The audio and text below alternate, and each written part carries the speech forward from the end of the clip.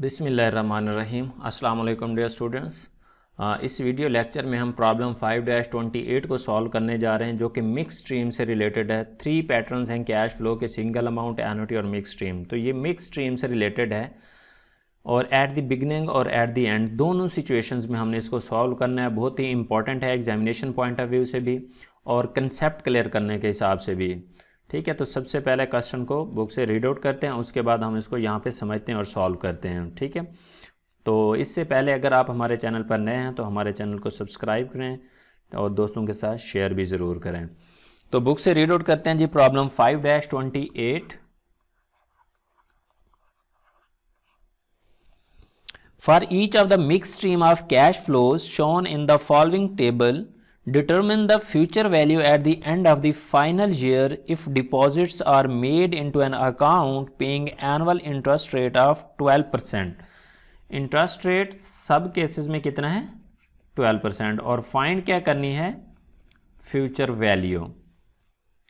Assuming no withdrawal are made during the period and that deposits are made, कि आप एक account में deposit करवाते रहें और उसमें से कोई भी पैसे विदड्रॉ नहीं करवाए 12% के ऊपर, तो बताएं उसकी फ्यूचर वैल्यू क्या होगी। तो केस ए है हमारे पास, सबसे पहले उसको सॉल्व करते हैं। ठीक है, और पहली रिक्वायरमेंट जो है, ए रिक्वायरमेंट इसकी, वो eight the end of the year के अज्यूम करना है ये जो कैश फ्लो हैं, ये अज्यूम करना है हमने कैश फ्लोज का। ये पहले तमाम केस इसको अज्यूम करते हुए हम सॉल्व करेंगे कि तमाम जो कैश फ्लो हैं at the end of the year occur हो रहे हैं। तो सबसे पहले ईयर लिखेंगे 1, 2, 3। उसके बाद कैश फ्लोज 900, 1000 एंड 1200। ये है हमारे पास कैश फ्लो और इसकी हमने क्या करनी है? फ्यूचर वैल्यू फाइंड करनी है। अब देखें इसने क्या किया है, पहले साल 900 अकाउंट में डिपॉजिट करवाएं, दूसरे साल 1000, तीसरे साल 1200 और इसके दरमियान में कोई भी अमाउंट विदड्रॉ नहीं करवाई। तो हमने क्या करना है? फ्यूचर वैल्यू फाइंड करना है। मैं एक टाइम लाइन बना के थोड़ा सा आप लोगों को मज़ीद एलेबोरेट कर देता हूँ। ठीक, ये है जी टाइम लाइन। ये 0 टाइम पीरियड है, ये 1, ये 2 एंड ये 3। 1,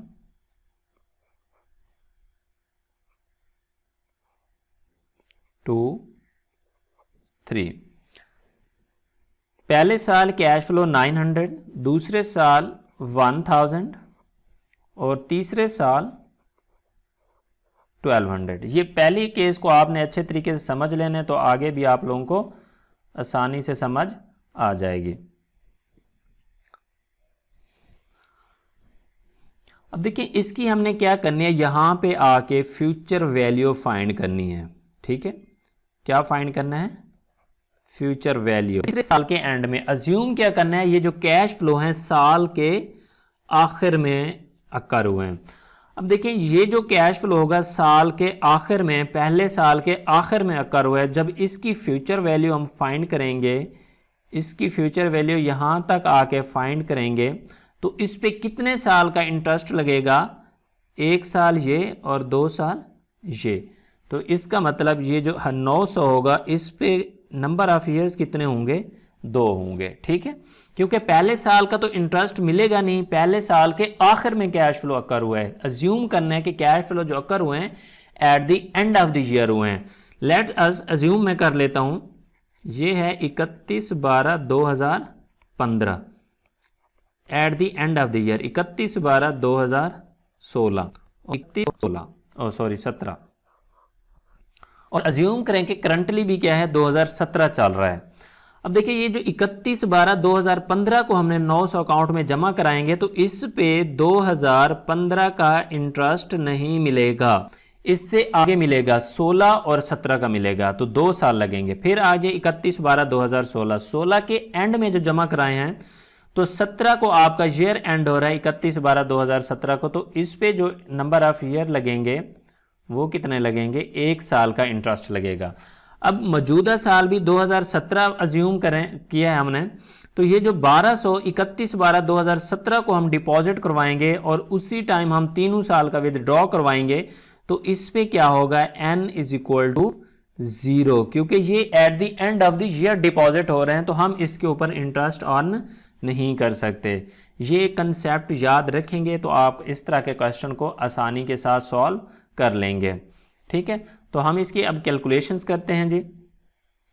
तो अब यहाँ पे n मैं लिख रहा हूँ, n देखें पहले साल कितना n लगेगा 2, फिर दूसरे साल की कैश फ्लो को 1 साल का इंटरेस्ट लगेगा, फिर तीसरे साल के 0 इंटरेस्ट लगेगा। ठीक है, अब फ्यूचर वैल्यू इंटरेस्ट फैक्टर देखना है कितने रेट के ऊपर, 12% के ऊपर। ठीक है, अब देखें 12% और 2 ईयर्स का फैक्टर देखना है, टेबल में ये आ जाएगा 1.254। 3 डिजिट वाला टेबल देखता हूं, आप अगर ज्यादा कर रहे हैं तो थोड़ा बहुत फर्क हो जाएगा। फिर 12% एंड 1 ईयर में फ्यूचर वैल्यू का फैक्टर देखेंगे तो ये आएगा 1.120। ठीक है, और 12% और इसका फैक्टर देखेंगे तो आपके पास वही 1 ही आएगा। आप कैलकुलेशंस भी करेंगे तो 1 आएगा। फॉर एग्जांपल अगर फैक्टर देखना चाह रहे हैं फ्यूचर वैल्यू इंटरेस्ट फैक्टर का, जिसमें नंबर ऑफ ईयर्स को 0 करेंगे 1 प्लस, ठीक है, तो 1 प्लस 12% पावर 0 है तो वैसे 0 हो जाएगा। ठीक है, तो इसको मल्टीप्लाई करेंगे इंटरेस्ट फैक्टर, तो 900 को मल्टीप्लाई करेंगे 1.254 से, तो 2.54 से मल्टीप्लाई करेंगे तो ये आ जाएगा आपके पास 1128.26। 1000 को इससे मल्टीप्लाई करेंगे तो 1120 और 1200 को मल्टीप्लाई तो ये 1200 ही आएगा। इन तीनों को क्या करेंगे, जमा कर लेंगे, तो ये जो जवाब आएगा ये होगी हमारी फ्यूचर वैल्यू $3448.6। ये आपके केस ए में क्या होगी, फ्यूचर वैल्यू होगी।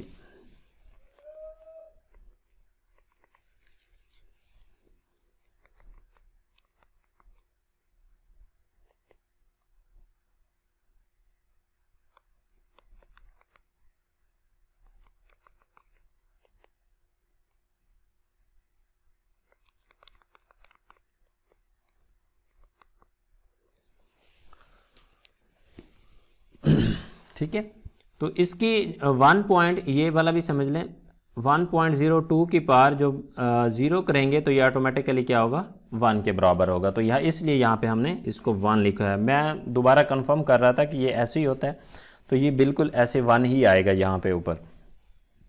तो ये था जी केस 1। अब तमाम केसेस को इसी तरह से हमने सॉल्व करना है, अज्यूम करना है कि at the end of the year cash flow occur हो रहे हैं हमारे। तो ये केस बी है, पहली रिक्वायरमेंट का, ईयर 1 2 3 4 एंड 5। तो ये कैश फ्लोज हैं। कैश फ्लो बुक में गिवन है जी 30,000, 25,000, 25,000, 20,000, 10,000 एंड 5,000। अब यहाँ पे नंबर ऑफ ईयर्स कितने, क्योंकि cash flow eight the end of the year है, मैं अज्यूम कर रहा हूँ। पहले आप लोगों को टाइम लाइन के साथ समझा दिया, अब दोबारा मैं आप लोगों का टाइम ज़ाया नहीं करूँगा, तो दोबारा मैं एन वही करूँगा। या दूसरा, अगर इसमें आपको समझ नहीं आ रही तो फ्यूचर वैल्यू के केस में जब eight the end of the year cash flow होंगे और फ्यूचर वैल्यू फाइंड करेंगे तो टोटल नंबर ऑफ ईयर्स 5 हैं, तो पहले साल में जो लगेगा वो आपको 4 साल का इंटरेस्ट मिलेगा। फिर इसी तरह से 3 2 1 एंड 0। ठीक है, टेक्निकल भी समझा दिया। और इस तरह से अगर किसी को ज़्यादा मसला है कि टेक्निकल समझ नहीं आ रही, टेक्निक जो टाइम लाइन बनाई है, तो इस तरह कर सकते हैं। 1 साल हमेशा कम लगेगा पहले साल से, तो 4 3 2 1 0 करना है। तो फ्यूचर वैल्यू इंटरेस्ट फैक्टर 12% के ऊपर फैक्टर देखने हैं, तो 12% एंड 4 ईयर्स, तो फैक्टर देखेंगे ये है 1.574।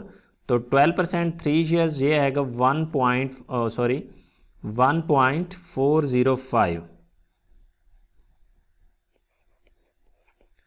फिर आएगा 1.254, फिर आएगा 1.120 और ये क्या होगा 1 ही आएगा। तो इसको मल्टीप्लाई करेंगे तो ये फ्यूचर वैल्यू आ जाएगी। इस 30,000 मल्टीप्लाई बाई 1.574 ये आ जाएगा 47,220, ये आ जाएगा 35,125, ये आ जाएगा 25,080, ये आएगा 11,200 एंड ये आ जाएगा 5,000। तो इसको जमा कर लेंगे, ये आ जाएगा 1,23,625 डॉलर फ्यूचर वैल्यू होगी। ठीक है, ये जवाब हो जाएगा। ये था जी केस बी। और इसी तरह से केस सी को सॉल्व करेंगे।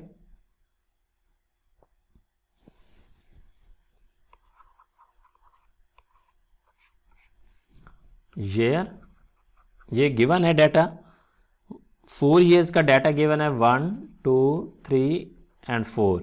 तो कैश फ्लोज 1200 1000 एंड 1900।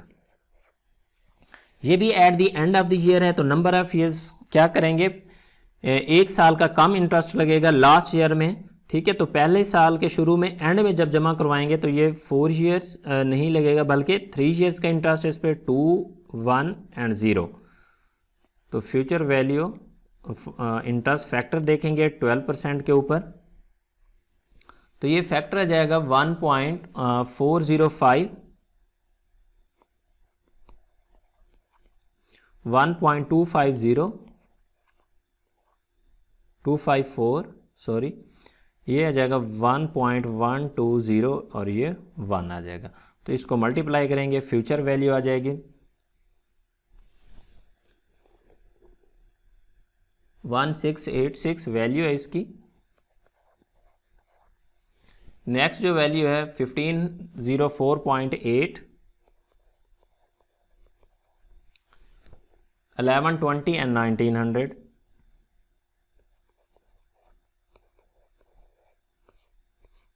तो इसको जमा करेंगे 6210.8, ये फ्यूचर वैल्यू आपका जवाब होगा। ठीक, ये क्या है, अज्यूम किया है कि अगर cash flow eight the end of the years होंगे। अब दूसरी रिक्वायरमेंट है कि अगर cash flow eight the beginning of the year occur हो रहे हैं तो फिर क्या होगा। बी रिक्वायरमेंट है कि cash flow eight the beginning. एक केस को मैं दोबारा इसी का बिगिनिंग का भी टाइमलाइन से समझाऊंगा कि इसका क्या मतलब है। सबसे पहले मैं केस ए का डाटा लिख लूं, year 1 2 and 3, cash flows 900 1000 1200, 900 1000 1200।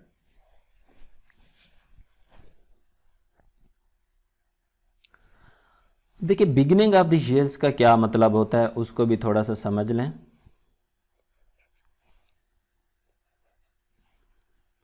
1 2 and 3, ठीक है।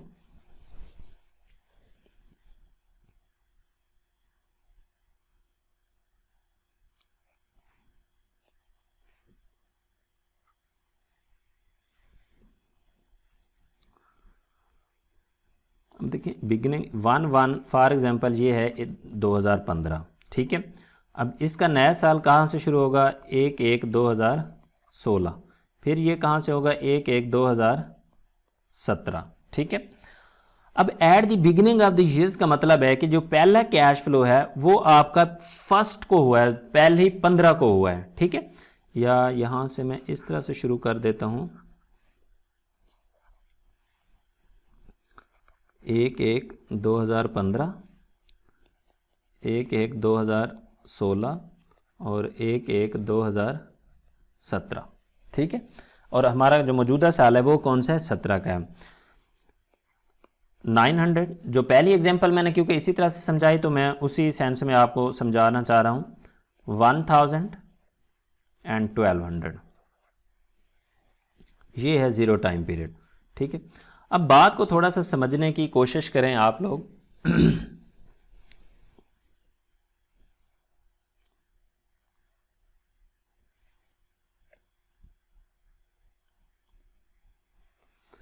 अब फर्स्ट को हमने जो पैसे जमा करवाए हैं 1/1/2015 को, उसके 15 का भी इंटरेस्ट लगेगा, 16 का भी लगेगा और 17 का भी इंटरेस्ट लगेगा।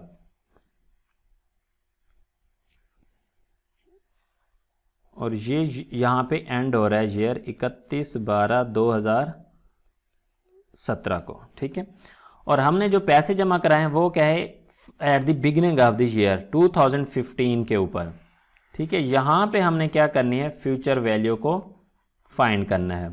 अब देखें 1/1/2015 का जो है इंटरेस्ट वो भी लगेगा 1 साल का, फिर 1/1/2016 दूसरे साल का भी लगेगा, फिर 1/1/2017 का जो लास्ट होगा तीसरा 31/12 तक वो भी लगेगा। ठीक है, क्योंकि हम पेमेंट क्या जमा करा रहे हैं, at the beginning of the years. तो इसमें क्या होगा, n = 3, जो कि जो पहले वाला केस था वो हम पेमेंट कब जमा करा रहे थे, 31/12/2015, तो उसके ऊपर 2015 का इंटरेस्ट हमें नहीं मिल रहा था। तो ये है 1/1/2015, तो इसमें हमें पूरे 3 साल का इंटरेस्ट मिल रहा है। तो 1/1/2016 को जो जमा करवाएंगे उस पे 16 का भी मिलेगा और 17 का भी मिलेगा। तो n = 2, और ये वाली जो पेमेंट है 1200 जो 1/1/2017 को है, और हमारा ईयर जो एंड हो रहा है 31/12/2017 को, तो इसके ऊपर भी हमें 1 साल का इंटरेस्ट मिलेगा। क्योंकि eight the beginning of the year हम जब जमा करवा रहे हैं तो eight the end of the year वो 1 साल गुजर चुका होगा। 31/12/2017 को हमने पैसे क्या करने हैं, विदड्रॉ करवाने हैं। तो यहाँ पे मैं थोड़ी सी चेंजिंग कर रहा हूँ। अब देखिए पहले क्या था, 1 साल अगर eight the end of the year है तो 1 साल कम इंटरेस्ट मिल रहा था, लेकिन अब eight the beginning of the year है तो आपको पूरे साल का इंटरेस्ट मिल रहा है। तो ये जो 900 है इसके तीसरे साल का इंटरेस्ट लगेगा, इस पे 2 साल का लगेगा और इसके ऊपर 1 साल का लगेगा। तो future value interest factor for annuity, future simple factor 12% के ऊपर हमने क्या करना है, इंटरेस्ट फैक्टर देखना है। तो 12% और 3 ईयर का फैक्टर है 1.405, और 12% 2 ईयर का जो फैक्टर है वो है 1.254, और 1% और 1 के जो फैक्टर है 12% 1.12। तो इसको मल्टीप्लाई करेंगे तो ये आपकी future value at the beginning of the year आ जाएगी।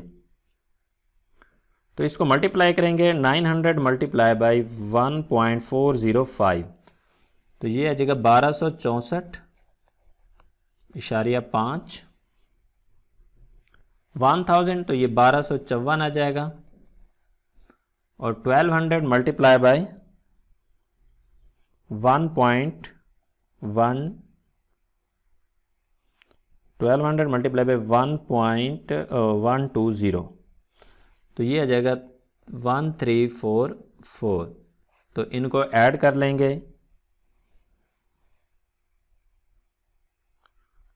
जमा 1254 और जमा 1264.5, तो ये आ जाएगा आपके पास $3862.5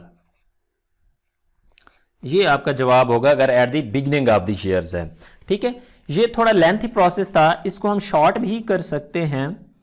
ठीक है, क्योंकि कैश फ्लो में हमने क्या पढ़ा, ऑर्डिनरी एनुटी और एनुटी ड्यू, थोड़ा सा जो at the end of the year cash flow occur होते हैं, ठीक है, उसको क्या कहते हैं, ऑर्डिनरी एनुटी, और जो एट द बिगिनिंग होते हैं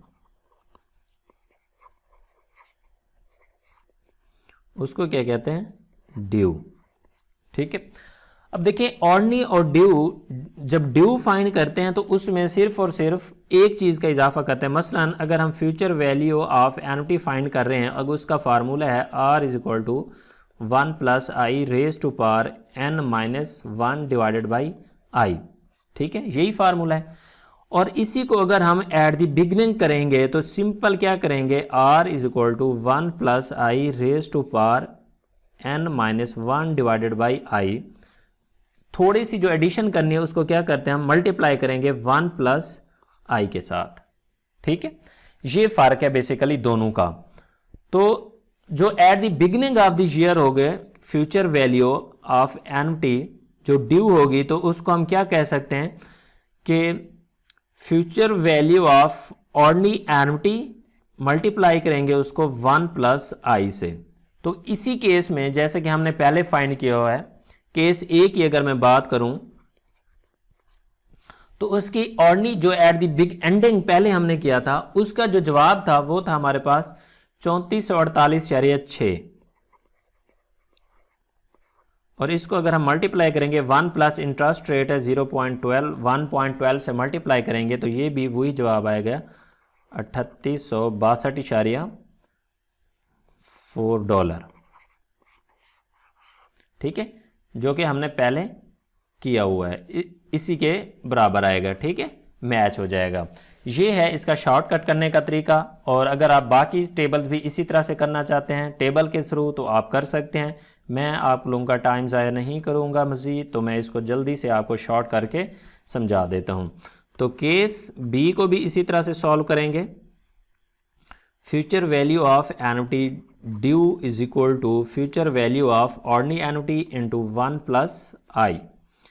तो future value of ordinary annuity जो बी केस की थी वो थी 1,23,625 into 1 plus 0.12।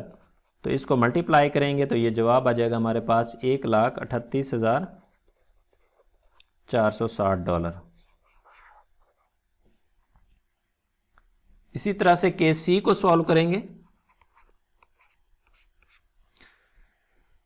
Future value of annuity due mean के बिगिनिंग पे है हम जो कर रहे हैं, तो ordinary annuity into 1 plus I.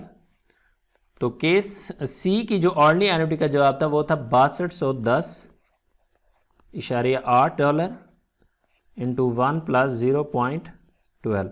तो इसको मल्टीप्लाई करेंगे तो ये जवाब आ जाएगा हमारे पास 6,956.096। ठीक है, डॉलर। तो इस तरह से भी हम कर सकते हैं। और अगर आप टेबल से करना चाहें जैसा कि ऊपर मैंने बनाया हुआ है, इस तरह से केस बी और केस सी को अगर इस तरह से सॉल्व करना चाहें तो वो भी कर सकते हैं। ठीक है थी। तो ये था वह बड़ा इंपॉर्टेंट और एग्जामिनेशन पॉइंट ऑफ व्यू से भी इंपॉर्टेंट क्वेश्चन है, प्रॉब्लम 5-28। और उम्मीद करता हूँ आपको समझ आ गई होगी। और इस रिलेटेड अगर आपकी कोई क्यूरी है तो आप कमेंट सेक्शन में पूछ सकते हैं। Thank you for watching. अल्लाह हाफिज़।